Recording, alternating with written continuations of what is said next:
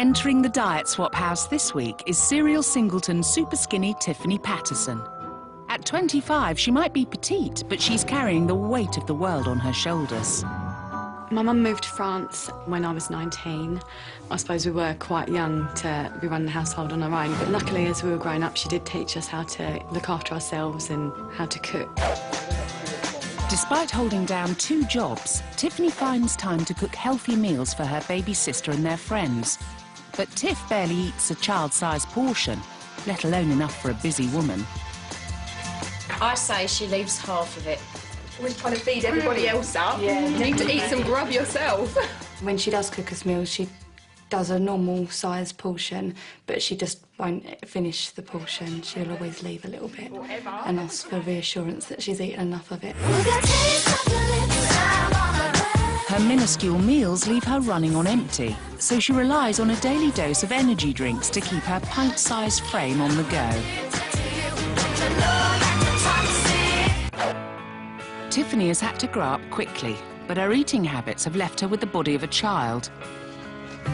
She's looking for love, but she looks so young, she often finds it hard to get into a bar to start the search. What comes hand in hand with being thin is looking quite a lot younger than I am, and I do get asked for ID quite a lot wherever I go. Come and climb onto the scales. The average weight for a woman of 5'4" is 8.5 stone. So in pounds, you are 95 pounds. That's a shocking 6 stone 11. So you're 25 inches around your tummy. Tiffany's tiny portions and sugar-packed drinks have left her with the body of a 15-year-old. Tiffany, your body mass index is about 16.5. Normal is 20 to 25. So 16.5 sounds quite low to me. What about you? It sounds little, yes. Yeah? Yes. How long have you been that way? I haven't changed weight or height, I don't think, since I was about 15, 16. You've been looking after your sister, haven't you, since you were quite young? I think you look after other people to the expense of your own health and your own needs. But here to give Tiff some one-on-one support is Supersize dance floor DJ Keith Kelsey, who's also desperate for a date. And his late-night food antics could teach her a thing or two about bulking up. Last night a DJ saved my life. The clubs that I work, there's a fish and chip shop open till 7 o'clock in the morning. There's a Chinese, and when you've done a night's work and you can smell it coming out of the restaurants, yeah, it's nice, and you go home and feel content, go to sleep, and load another few pounds on. So guys and girls, you've just joined us tonight. Don't forget those £2 drinks.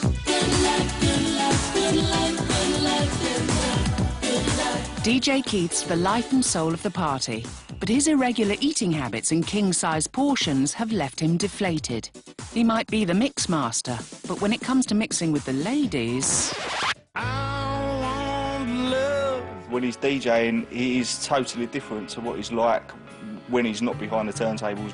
He seems to lack all the confidence that he's had, and I think that's where he suffers in relationships. He wants to be able to be the Keith that he is behind the turntables in front of a lady.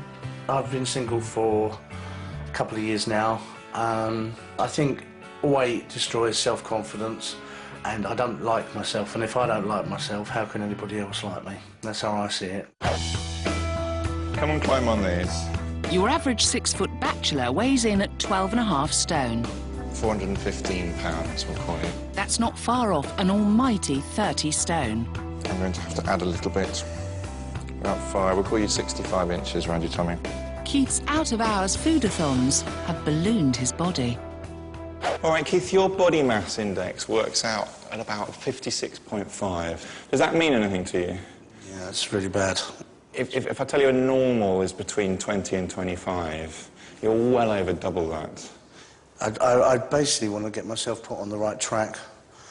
I've got a 4-year-old daughter, and she's like the light of my life. Probably the ultimate reason to sort myself out.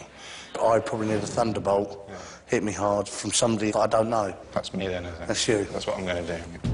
Keith's massive frame is at the other end of the scale from Tiffany's skinny body, but they have one crucial factor in common. Both of their extreme bodies are caused by poor diets. I'm hoping that by taking part in my diet swap, they're going to learn from each other how to enjoy a healthier future with food. They say opposites attract, and with a 23 stone difference in weight, Keith and Tiffany are certainly polar opposites. Time for these two singletons to meet face to face. Yes. So you're bigger than me. So we're at the both ends of the extreme then. Yes. I think so. Totally different ends of the scale, and we obviously both have problems, but she actually, I thought, looked pretty good. Yeah, pretty hot, actually. Yeah, baby. I'm joking. Don't delete that off. Well, someone's certainly smitten. But before Keith gets to swap phone numbers and diets for 5 days, he's got to witness what Tiff eats during an average week. The course of love could be changed forever. So, Tiffany, let's start with you. This is what you have for breakfast. Cereal. What do you have with this? I have energy drink at around 9 o'clock. Why? Is it because you're hungry? Is it because you're not awake? Is it... What's going on? I really just think it's habit. I think it's a bit of an addiction. Here's your lunches. That looks like a sandwich, cheese and tomato, possibly? Yeah, I'd probably have a sandwich, eat half or 3/4, have some crisps. That looks like some pasta salad. Again, how much of that would you eat? I'd probably go for 3/4, I suppose. OK. I think this is a theme that we're going to see with you, in that actually the sort of things that you're eating are fine, because you are careful about what you eat. You don't eat a lot of junk, but you do eat very small portions. Let's move and see what you have for dinners. Here we go. Talk me through this. That is shepherd's pie. It's homemade. Homemade shepherd's pie. How much roughly do you eat? Let me guess, not a whole load. Definitely she's not eating enough. I'm going to feel hunger. I'm going to feel hunger a lot.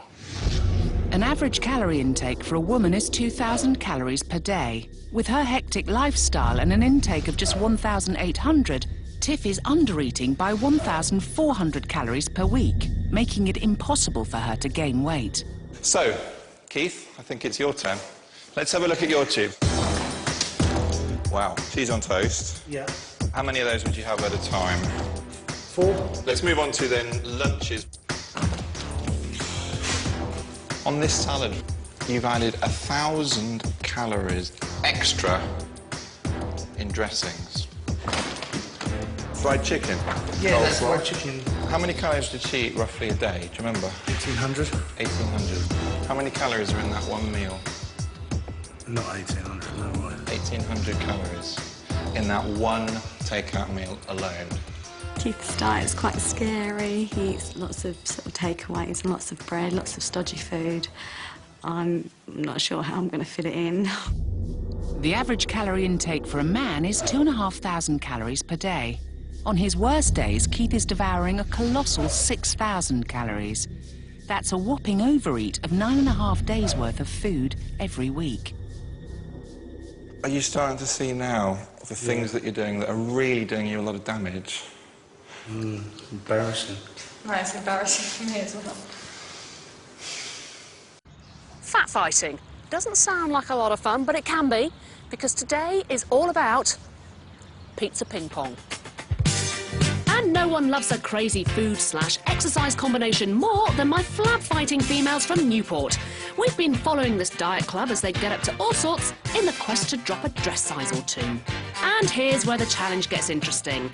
They're still allowed to eat their favourite naughty treats before facing the weekly weigh-in. It's week 6 of their weight loss battle and the moment of truth. I stayed the same. 3/4 of a pound. Oh, I stayed the same. I lost the pound and a half. Ooh, I stayed the same. I stayed the same. Oh, I have stayed exactly the same. In the last 6 weeks, the group has lost a total of 3 stone and 5 pounds, but with a group loss of just 2¼ pounds. This week is almost a total write-off. Maybe it's reason number 6 for their dieting disaster. Pizza. I love pizza. I love everything about pizza. I love all the different flavours you can get. The thick pan, the thin ones. Any pizza, I just absolutely love pizzas. They're just delicious. There's a certain person here that's slightly obsessed with pizza. Bev, it's you, isn't it? It's me. Tell me about your love of pizza. Oh, I just love pizza. How often are you having it? How do you... How often are you having your pizza? Twice a week. What, a full-on one? A nice big whole pizza. Are we talking 12-inch? Oh, it's gotta be. I wish. So, we are going to be doing 45 minutes of ping-pong playing, which will burn off around 250 calories, which is equal to a very, very slim slice of pizza. So I need to stay here for a week? You would have to stay here for a week to burn off your 12-inch. Are you ready? Yes, sir.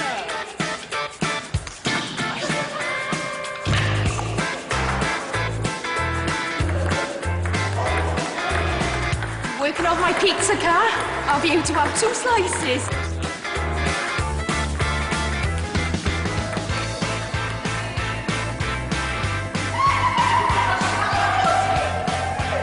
If you're partial to pecking on pizza, then think again as to which one to choose. A medium sloppy Giuseppe at Pizza Express will cost you 2 hours on court. And for a recession-busting Tesco's own margarita, you'll have to endure 2 hours 45 minutes of table tennis. But for a mighty meat mayhem from Domino's, get ready to ping your way through a staggering 6 hours and 50 minutes of ping pong. Pizza delivery! So, will they bank those calories or binge? Some of us have been working very, very hard, and because we've been playing ping pong for 45 minutes and we've burnt off around 250 calories, which is equivalent to a small slice of pizza, I think we can treat ourselves to a slice. You were really good, Bev. Off you go. Picked a large one there. Karen? There you go. Still thanks. No? No? You're banking your calories? No thanks. Good girl. Jack, come on, you and me were working dead hard. I don't deserve any. Really? We were working really hard. Oh, put that back. Who'd have thought ping pong would work up such a sweat?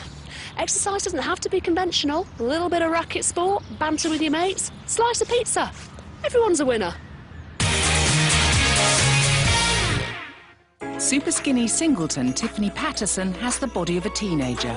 At 6 stone 11, this 25-year-old workaholic is desperate to put on weight.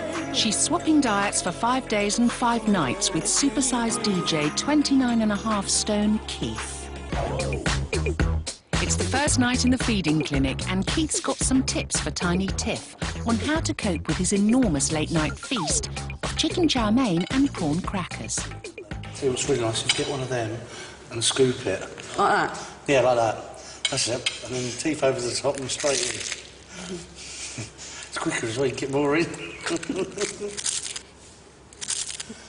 So how long does it take you to eat all of this? I could probably get that done in about 10-15 minutes. Seriously? Yeah. Ew! I'm joking.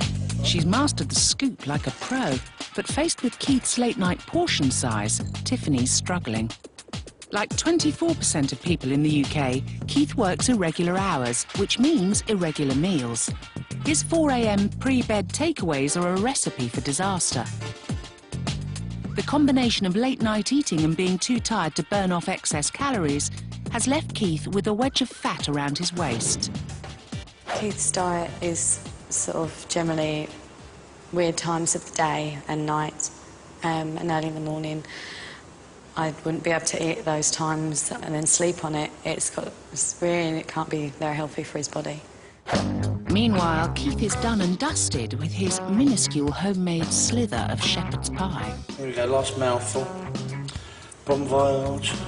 So how are you feeling? Stuffed? Oh, to the rafters. If I was to have shepherd's pie at home, it would probably be a lot bigger, at least double the size of that, at least. I don't feel hungry at the moment.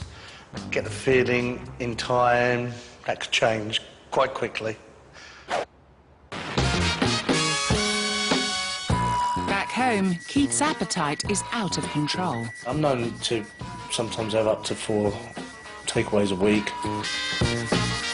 I eat probably between 10 and 12 slices of bread a day. Eating makes me happy for about 5 minutes and then depresses me for the rest of the day till I eat again. He's definitely unhappy with himself, and it's self-perpetuating because As he gets down, he eats, and then he puts more weight on, and it's a vicious circle, which he's finding very difficult to break.